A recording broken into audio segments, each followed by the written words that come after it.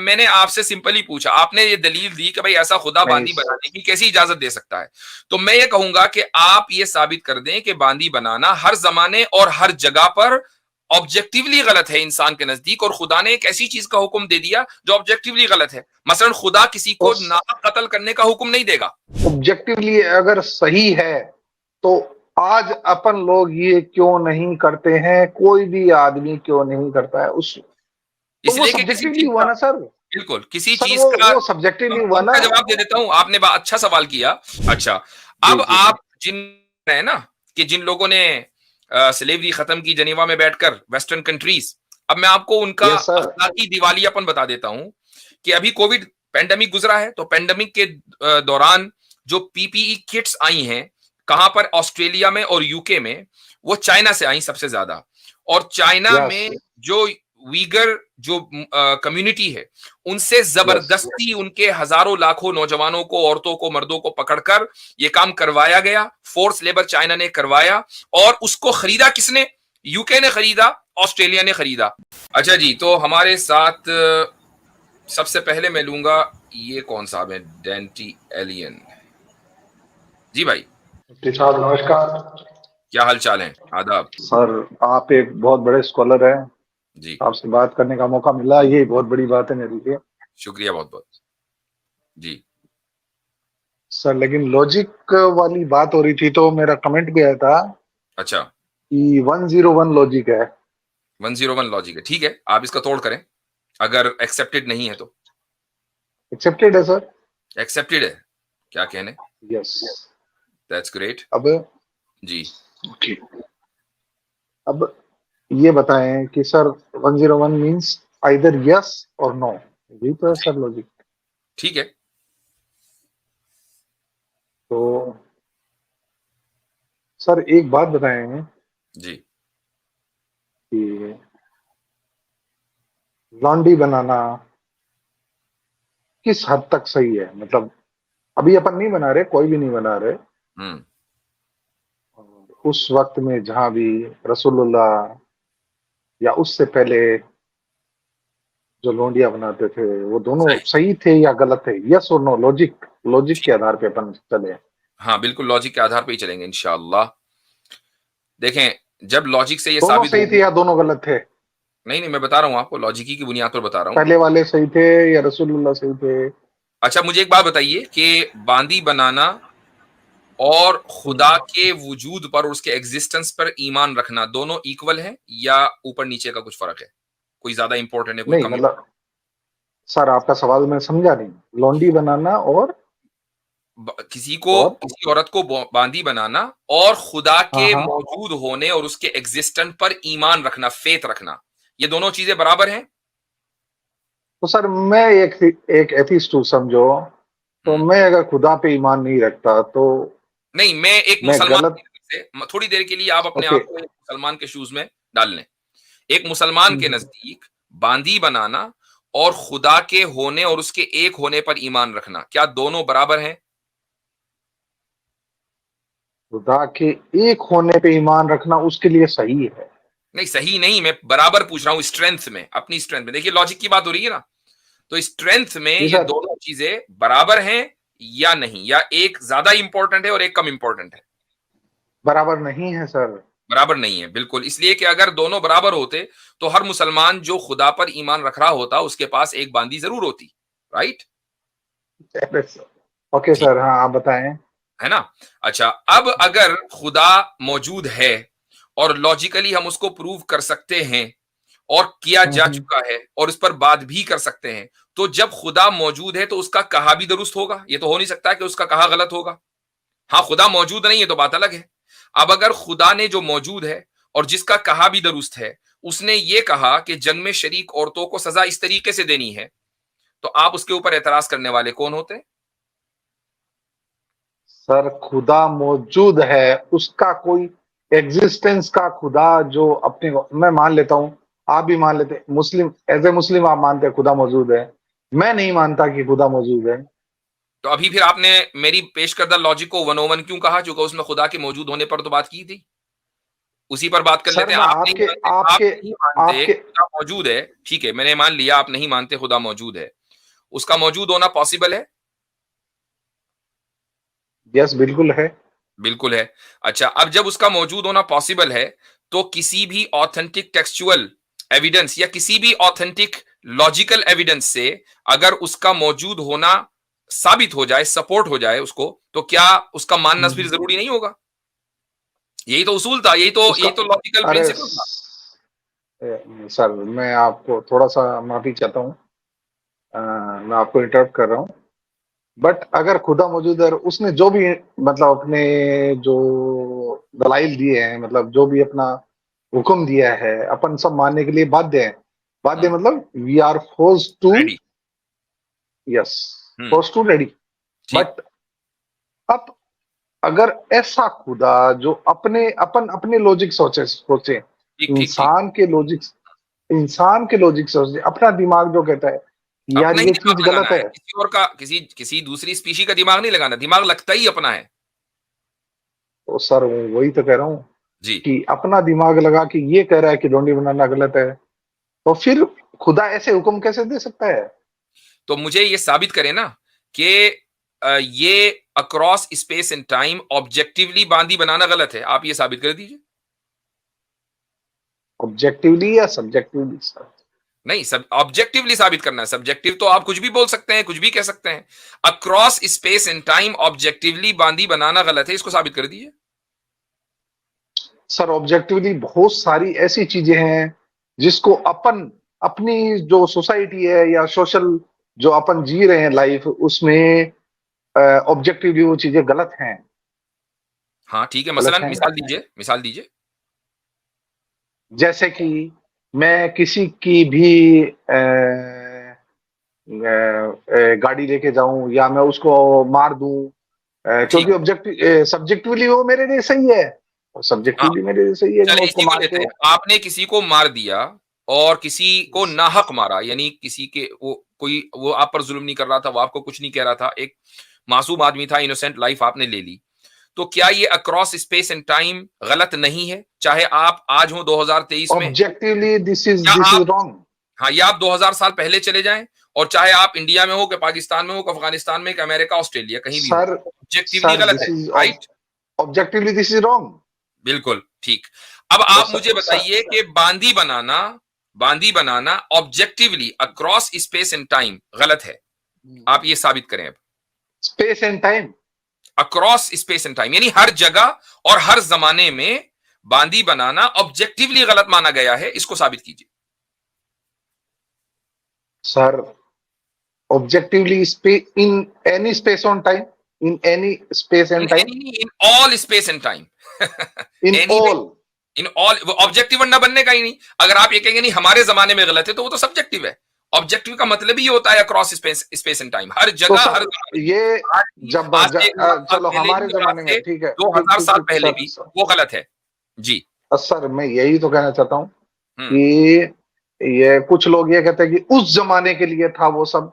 नहीं नहीं नहीं नहीं, मैं कुछ उस भी नहीं कह जमा रहा हूं कि इस जमाने के लिए था। मैंने आपसे सिंपली पूछा, आपने ये दलील दी कि भाई ऐसा खुदा नहीं बांदी बनाने की कैसी इजाजत दे सकता है। तो मैं ये कहूंगा कि आप ये साबित कर दें कि बांदी बनाना हर जमाने और हर जगह पर ऑब्जेक्टिवली गलत है इंसान के नजदीक, और खुदा ने एक ऐसी चीज का हुक्म दे दिया जो ऑब्जेक्टिवली गलत है। मसलन खुदा किसी तो, को नाहक कत्ल करने का हुक्म नहीं देगा, किसी को तो नाहक सर कत्ल करने का ऑब्जेक्टिवली कोई हुक्म नहीं देगा, किसी क्योंकि भी वो जमाने के लिए या आज के जमाने के लिए अगर खुदा, अपन माने तो वो सही है। सुन लीजिए, सुन लीजिए, खुदा किसी भी आदमी की के माल को चोरी करने का, गसब करने का हुक्म नहीं देगा अक्रॉस स्पेस एंड टाइम, चाहे आप आज हो, आप कल हो, या परसों हो, या 2000 साल पहले हो। तो क्या तो बांदी उस वक्त बनाना इसी तरीके से गलत है हर जमाने और हर दौर में? आज की बात नहीं हो रही है, हर जमाने और हर दौर की, इंक्लूडिंग टुडे, इंक्लूडिंग टुडे। तो इंक्लूडिंग टुडे, हर सर जमाने में शुरू से लेकर। बांदी बनाना गलत है, इसको प्रूव तो करें। सर गलत ही है।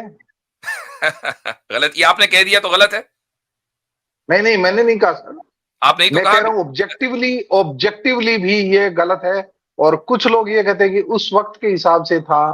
तो सर अगर ऑब्जेक्टिवली ये सही अच्छा, है, एक मिनट एक मिनट एक सर मिनट। सर हाँ हाँ, हाँ सर, अगर आप ये ऑब्जेक्टिवली ये अगर सर आप अपनी बात प्लीज, मुकम्मल कर लीजिए। गो हेड, मैं आपको टाइम दे रहा हूँ। ऑब्जेक्टिवली अगर सही है तो आज अपन लोग ये क्यों नहीं करते हैं, कोई भी आदमी क्यों नहीं करता है उस, तो वो इसलिए कि किसी सब्जेक्टिवली चीज हुआ का, ना सर। बिल्कुल किसी सर चीज का, वो सब्जेक्टिवली हुआ मैं ना। उसका जवाब दे देता हूं। आपने अच्छा सवाल किया कि अगर ये ऑब्जेक्टिवली दुरुस्त है तो आज कोई क्यों नहीं करता। इसलिए कि किसी चीज के जायज या पॉसिबल होने का या दुरुस्त होने का मतलब ये नहीं कि उसको हर हाल में किया जाए। मिसाल के तौर पर आपका बंबई जाना, अगर आप दिल्ली में रहते हैं ठीक है, लेकिन जरूरी कोई है कि आप बंबई दौड़े चले जाएंगे? किसी वजह से नहीं भी जा सकते। तो सर बंबई दिल्ली जाना, बम, इस्लाम ने बांदी बनाने का हुक्म नहीं दिया है, बांदी बनाने को जायज करार दिया है। और वो भी आम हालात जायज में। ऐसा करार नहीं है, दिया। ओके ऐसा ओके नहीं है कि ओके। आप किसी भी लड़की को पकड़ेंगे और बांदी बना लेंगे, किडनैप कर लेंगे, बांदी बना लेंगे। उसका पूरा एक प्रोसीजर है, उसकी एक खास उसकी खास शर्तें हैं। तो इसलिए आज के हालात में चूंकि वो शर्तें नहीं पाई जाती तो इसलिए बांदी नहीं बनाते। सिंपल। अच्छा वो शर्तें क्या क्या है sir, please can you elaborate? Elaborate what? What और शर्तें, जो जो जो शर्तें हैं वो क्या क्या वो है? कह रहे हैं शर्तें। शर्तें कौन कौन सी, अच्छा उसके अच्छा लिए इनको अच्छा, 8 साल पढ़ने पड़ेंगे मुफ्त से। हाँ ये वो बात है। शर्तें जान अरे ली। नहीं नहीं, मैं वो आपको चले मुख्तसर बता देता हूँ। जाहिर है कि ये तो पॉसिबल नहीं है इनके लिए कि वो 8 साल पढ़ें।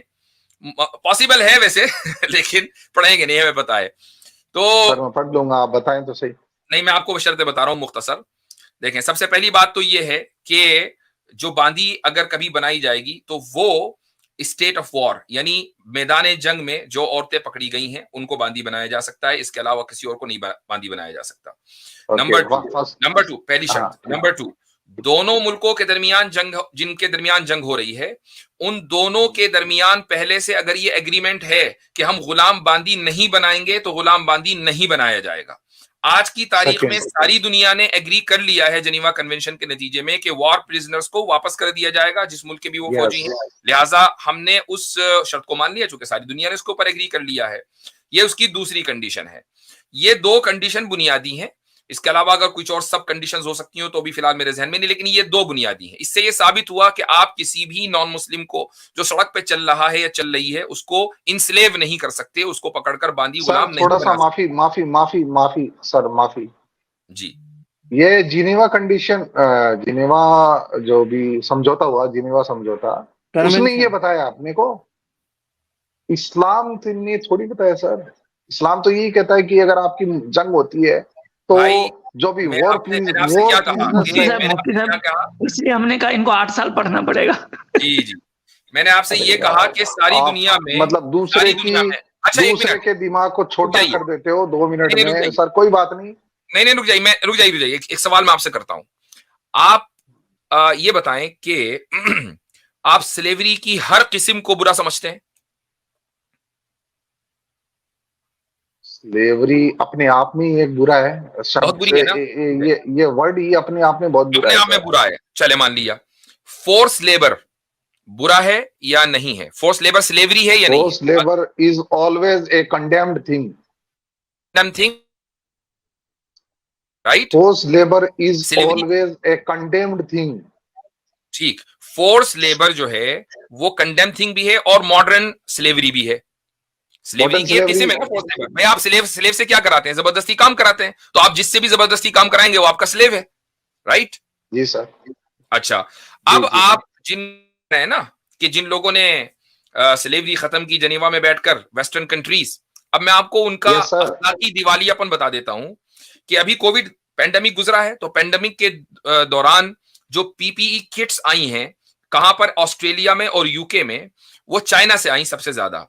और चाइना यस में जो वीगर जो कम्युनिटी है उनसे यस। जबरदस्ती उनके हजारों लाखों नौजवानों को, औरतों को, मर्दों को पकड़कर यह काम करवाया गया। फोर्स लेबर चाइना ने करवाया। और उसको खरीदा किसने? यूके ने खरीदा, ऑस्ट्रेलिया ने खरीदा।